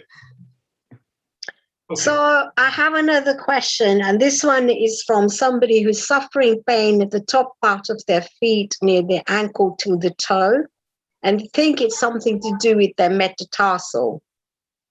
Are there any exercises that could help that? Hiren, do you want to take that, or should I go for it? I think it's important to find out what structure is the problem. I think what's been said is there's lots of things in between those two areas, and therefore just trying to find out what exactly is the issue. Now, with the foot, I think Dr. B is with the foot, and then you got two different. The two things that we see the most of are ligament damage that happens on either side of the foot. So you have one side that's got the peroneals, and you've got the other one that's got the tibialis posterior. And those two tendons are the ones that create the foot from going back side to side. And they're the ones that tend to get the most damage. And so I think instead of the metatarsals, possibly, I think one of those ligaments could be the issue. I mean, I don't know. We need to see her in clinic, but I think it's important to find out exactly where the pain is and to point to the structures accordingly. Absolutely. Brilliant. Thank you. Not meaning to add to the shopping list of exercises, but you know, when there's pain at the front of the foot, you know, spreading out your toes a bit like a duck position, that usually is quite useful. Or even, you know, crunching your toes and, you know, doing that kind of movement when you're watching TV is another good movement that you could actually do just to keep the front part of the foot mobile. Brilliant. Thank you. That's really helpful. Tushar bhai? Yeah, so question from a viewer. Okay, are there any special exercises of people with flat feet? Hiren bhai's exercises. I think, yeah. to be honest, I think with the exercise I showed you, you know, this is not that many things you can do extra with your feet. So if you think about the foot, it moves in 3 different planes. It goes up and up, up and down, side to side, and then it has this angle as well. It has a triplanar motion, right? So you need to find all those exercises that will move that foot in those 3 different planes of motion. So all the ones I showed you, yes, they're very simple, but they will affect them. Now you can go more specifically into them. You can start using, you know, bands and stuff where you can attach a band to a footstool and you have a band and you can use the band as a resistance thing. So maybe the next step from what I taught you is to, you know, add weight and add resistance to the exercises, just like you would do weight training. You know, you will add more weight to your weight training. You will do the same thing with your exercises. You'll add more resistance, which increases the strength of that of things. So now let's face it, someone with a flat foot, I've never seen anyone go from a flat foot to have a beautiful arch, right? For me, I've never seen it yet. I've seen people improve it, yes. But if you're looking to get a proper arch, it's virtually impossible. We are born that way, you know, our feet are transformed that way. So to go differently is completely different. Now, all we need to do is strengthen the area so we don't get any problems. Dr. B? Thank you, Prof. Lovin. So I've got a question about cramps. And I don't know if this is to do with feet, but they're talking about cramps in their legs and what can they do about that? So often when people have cramps, it actually means that their muscles are tight. So we find that a lot of people, you know, especially the older they get, the more sedentary they get. And, you know, it's quite amazing how people don't really exercise their legs, you know. So even for many people to do even like 2,000 steps a day is a lot, you know, and they just kind of suddenly develop like a, you know, basic jiao, you know, and they just don't walk around. So because, you know, the muscles in our lower limbs actually act as a pump to get all of the blood flow, all of the lymph, you know, moving around. So Hiren bhai's exercise, especially the last one that he showed at the step, to really stretch out the calf muscles is a really, really good one. But also sometimes deficiencies in the body, you know, such as not hydrating enough. So how many people actually drink, you know, that amount of water every day? And how many people actually, you know, have deficiencies in magnesium and things like that they really have not addressed. So cramps are more of a kind of a global issue that needs to be addressed by, first of all, stretching, keeping a good hydration level, and also keeping a good diet. Hiren bhai, would you add anything to that? Yeah, no, that's pretty much everything. I mean, obviously, Tushar, I could tell you quinine's the tablet for cramps. However, you could find it naturally in things like tonic water. I don't know what other drinks there are. Do you know which other drinks there are, B? I think tonic water is one of them. Water is a good one. You've got to be careful if anybody has if they're in cancer remission and they're on tamoxifen, then, you know, tonic water is an absolute no-no. So instead of that, you know, buying salts, you know, so you can get like kind of hydration salts in a tub, which you can put in water and you can just have, you know, which is another good idea. Absolutely. No, thank you. So we've got several questions on corns, callus, bunions, etc. But I think you tackled that in your presentation anyway. So the next question I've got is, can a podiatrist help with arthritis in the feet? Absolutely. I'm actually just going to, I'm going to let Hiren bhai take the question on arthritis, but I will just say something about corns is that please don't buy those corn pads. Sorry, Tushar bhai from the pharmacies, because, you know, I'm not taking it away from you, but a lot of them have acid on them. And, you know, corn pads look a bit like a donut, so there's like a little hole in the middle, and then, it's like a donut around it. So it's like the icing on the donut. They actually put salicylic acid. Yeah. So what that does is it doesn't really target the corn, it targets the skin around the corn. So often the corn, the pain doesn't come from that, it now starts coming from the acid. So I think there should be banned as a product from your pharmacy, but yes, and especially if you're diabetic. So yeah, please, that was, I couldn't stop but tell you that. So Hiren, could you answer the question of arthritis? Yeah, no, we can help with arthritics in the foot. It depends on where the arthritis is. Generally now, when we see someone that comes in with arthritis in the feet, it's the big joint that's the one we see the most of. But you also get them in the smaller joints and in the joints further back as well. So now we would normally use a laser now. I use a laser more than any times. I think that MLS lasers, it's like magic, to be quite honest. It's an anti-inflammatory. It helps reduce pain straight away.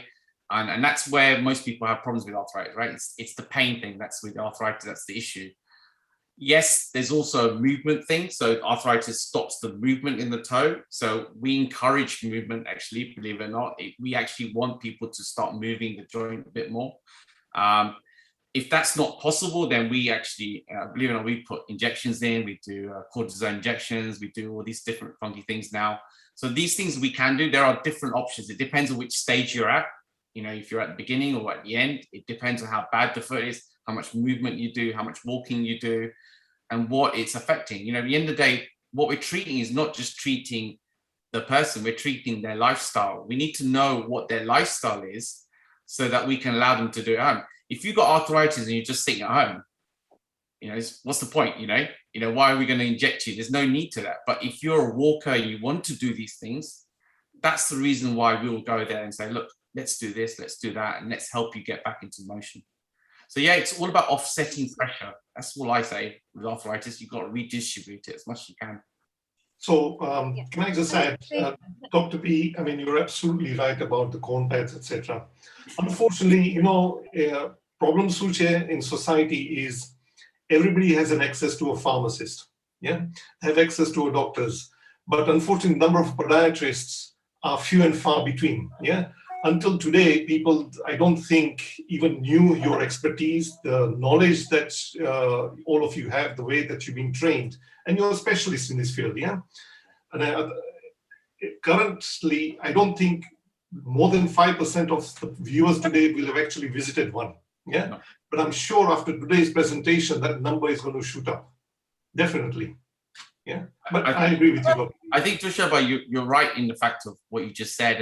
And the thing is, when we have a problem, our first reaction is to say, let me see how I can fix it. We have Dr. Google, right?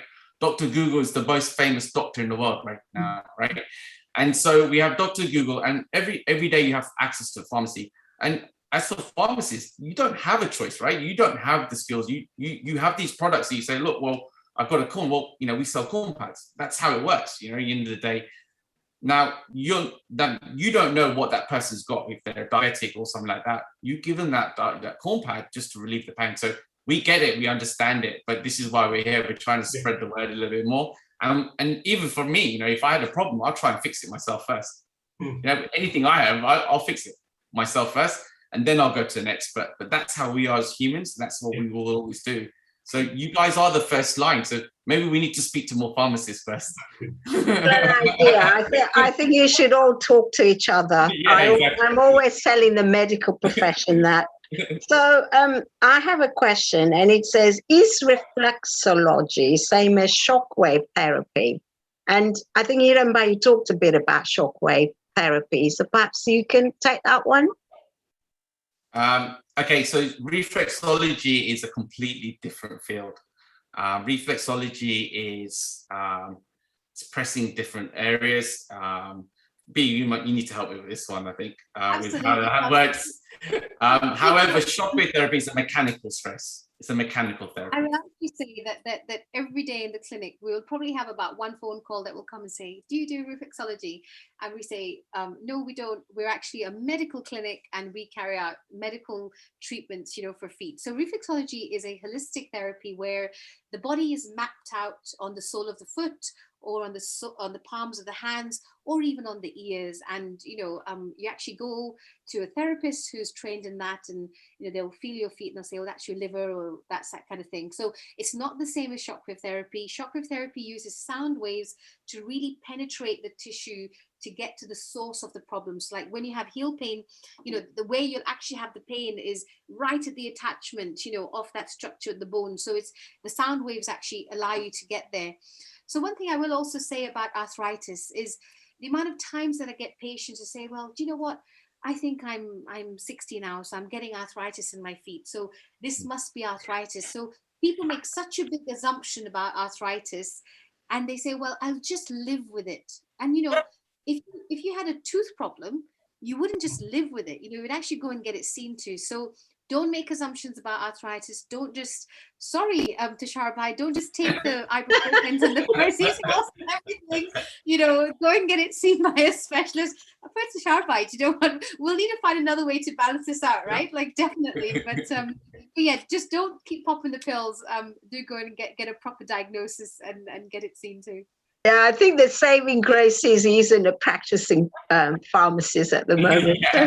It's fine. He's not going to take that personally, right, Tushar Bhai? But you have actually opened up our eyes, really, seriously. Yeah.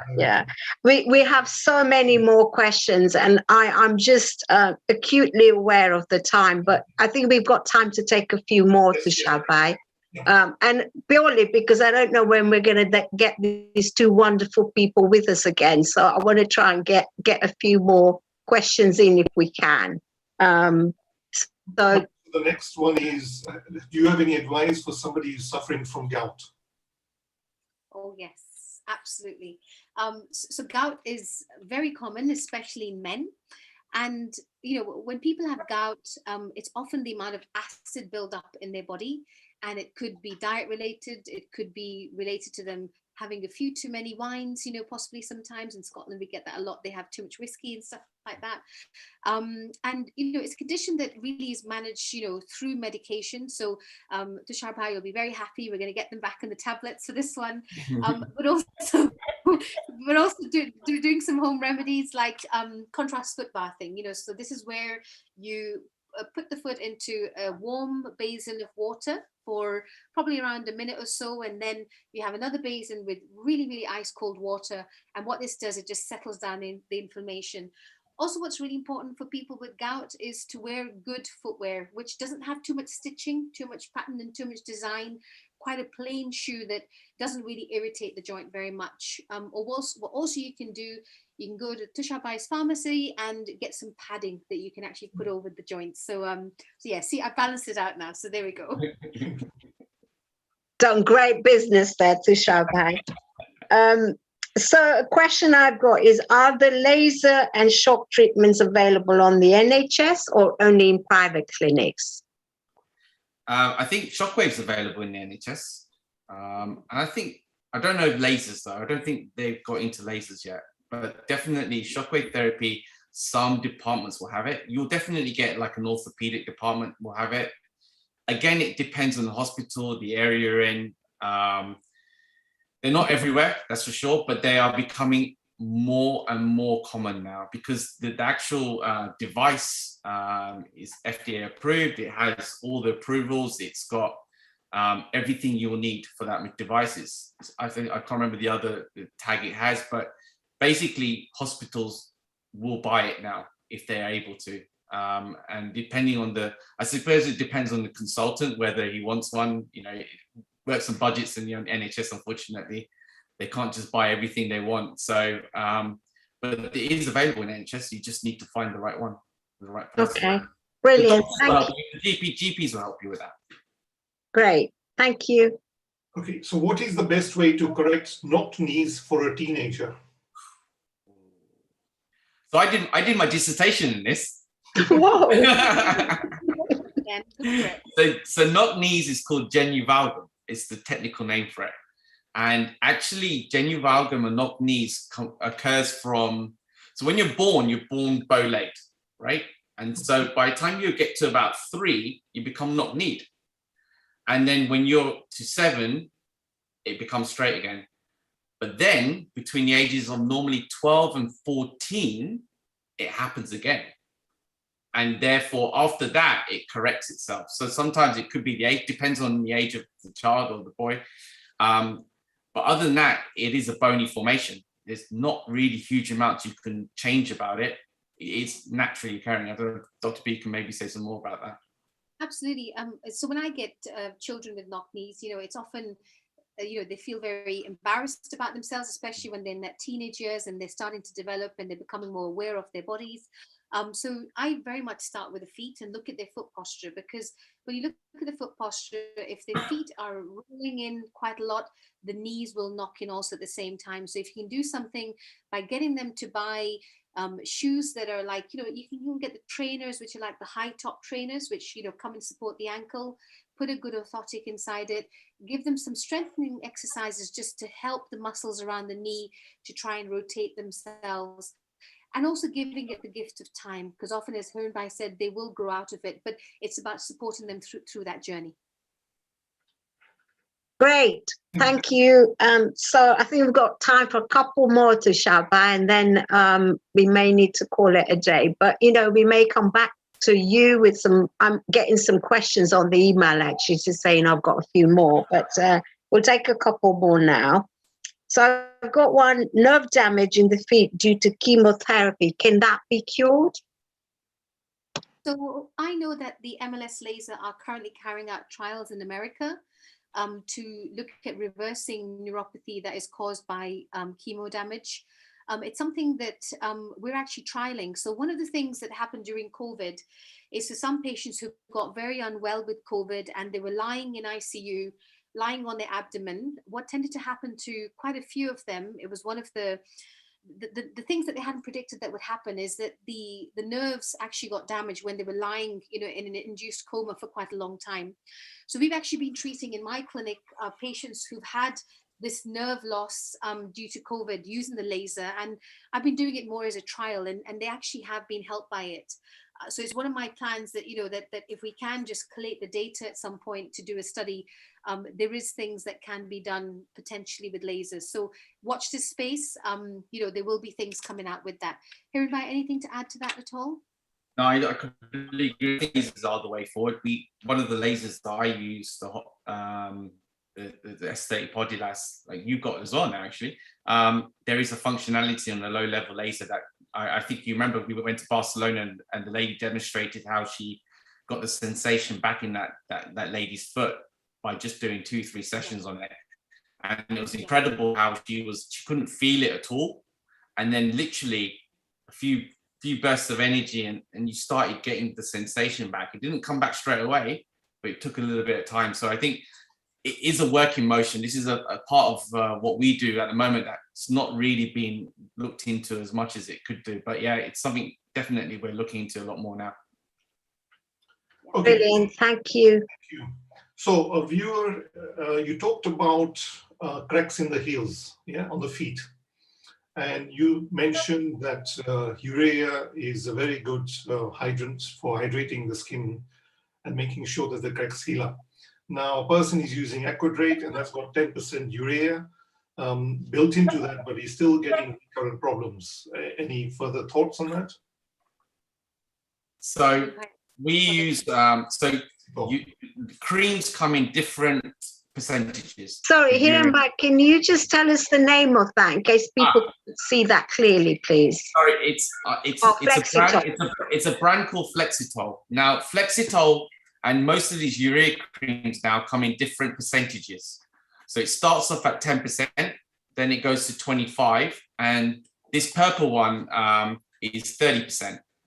And you can get a 40% one, but we don't tend to get people to use that because you're going to create too much damage with that one. It's too strong. But we tend to find with cracked heels that what we do in clinic is we obviously debride all the dead skin off, which is probably the most important thing. Or if you're at home, file off as much as you can, and then start using a high percentage urea cream. So you would use the purple one more as a treatment cream rather than something you would use every day after. So use it for maybe 1 or 2, 3 months until you get the result you want. And then you go down the level of the urea content. So you'll go down maybe 25 or 10% one, which will keep you going. but you must keep up with the filing, you must keep up with the pumicing, otherwise it's just going to come back again.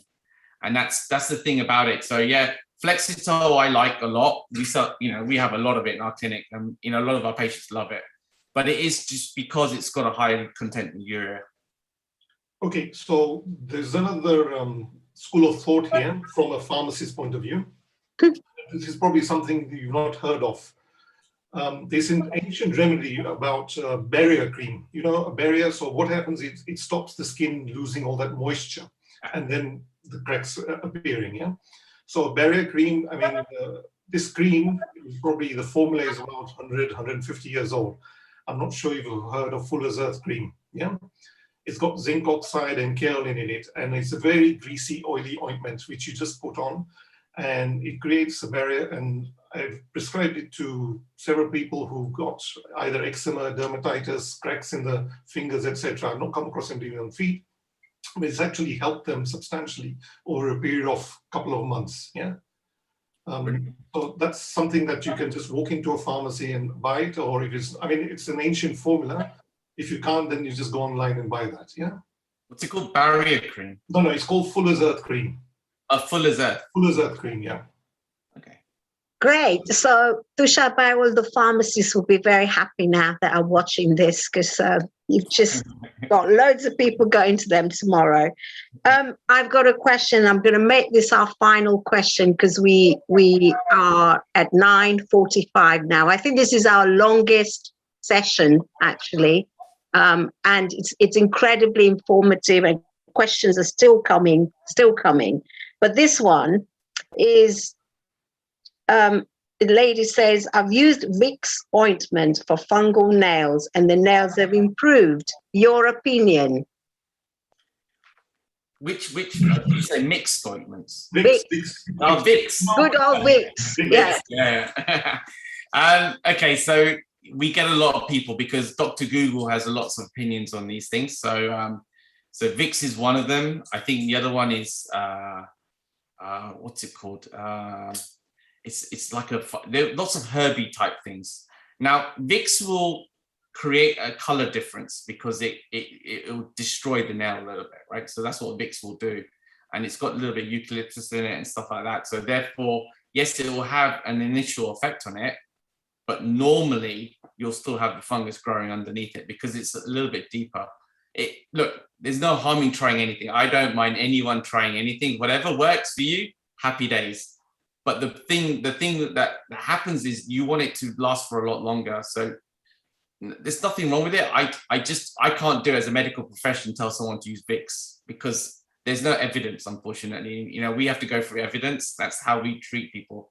But no, listen, if it works for you, then go for it. Right. So, sorry, did you want to say something, Dr. B? I'm actually going to add, put a spin in it. So I actually did read one study about why does Vicks Vapor Rub work for fungal nail infections. And, there's so many different types of fungus. And, you may have been one of the lucky ones where some of the active ingredients, like the essential oils of eucalyptus and camphor, they actually act on just 5 different type of fungi. So you may have just been very lucky to have that particular fungi, which is why it's potentially worked for you. One little thing to add, if I can please, Professor Ben, otherwise I will not sleep in bed very well tonight, is for the fissures, is Germaline Second Skin. It's actually, if you have got a fissure that is really very open and is causing you pain when you're walking, Germaline Second Skin, you can get it from Tushar Bhai's chemist for less than £5, and it's wonderful. It's like a glue, so it'll just kind of glue your fissures together and help you out. So yeah, there we are.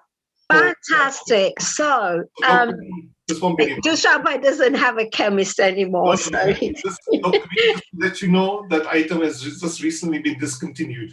Oh, there you go. Yeah, it's a wonderful product, but it's been discontinued by Bayer. Yeah. Right. So I want to say a huge thank you from everyone that's been watching, from Oshwal Association of the UK. It's been absolutely amazing. We've learned so much about our feet and the wider role that feet play in our well-being and keeping well. We've still got 324 people watching us. And so that's amazing, you know, after all the time that we've been rabbiting on about feet, right? So I think, thank you both very, very much for the time you've given us, the time you gave me in the planning of this, and an incredibly informative session. The beauty of this is that, of course, it's on YouTube now, so anyone can watch it, and people do. We've got a global audience. And one important thing I wanted to add today is, although this health webinars are hosted by the Oshwal Association of the UK, I know that we get an audience that is a lot of different communities, and we really welcome that. So please do pass on the information to your friends and family. Hiren Bhai's wonderful clinics are in Central London, South London, and if you feel up to it, you can visit Dr. B in Dundee. I know I'm going to soon, when I'm able to make it to Scotland next. So, Tushar, I don't know if you want to add anything, but I was just going to also add that our next session is a really important subject for all of us: hypertension, prevention of strokes, and how does physiotherapy help after a stroke? So that's on the 14th of October with the wonderful Dr. Amit Bakai. I've got a physiotherapist who's going to really show us a bit more about exercising after a stroke, and an incredible story from somebody in the community who suffered 2 strokes, but is now cycling in international events for charity. So he has overcome an incredible challenge, and he's going to share his story with us on the 14th of October. Tushar?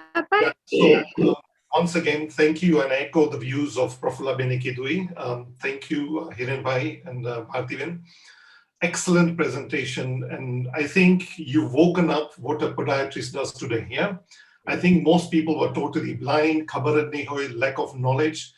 And I think something that needs to be addressed by your organization or society, that to make members aware, work with CCG or something, so a lot more awareness, because again, dentist khabar hai, doctor khabar hai, pharmacist khabar hai, podiatry, no, they do not know. Yeah. And also, I think lots of people ignore their feet. Yeah. So, you know, all our problems start from there, but actually it's the thing that gets the least attention. Yeah. You can hide your feet, but you can't hide your teeth, can you? Yeah. Get your teeth out. Yes, absolutely. So true. So true. Right. So thank you all. Thank you, but everybody, all the viewers today, and again, Profula Benikidu, you can watch the whole video again in your own time and recommend it to others as well. Yeah. So thank you. Good night all. Yeah. And thank you to both of you, plus our tech team today, who's made this happen in terms of, you know, managing all the technology. Apologies, we were hearing a bit of sound disturbance, but actually it's the first time we've also done a double act this way. So that's really, really been great and really helpful as well. So thanks very much, everyone. Stay safe and look after your feet. Thank you. Bye-bye.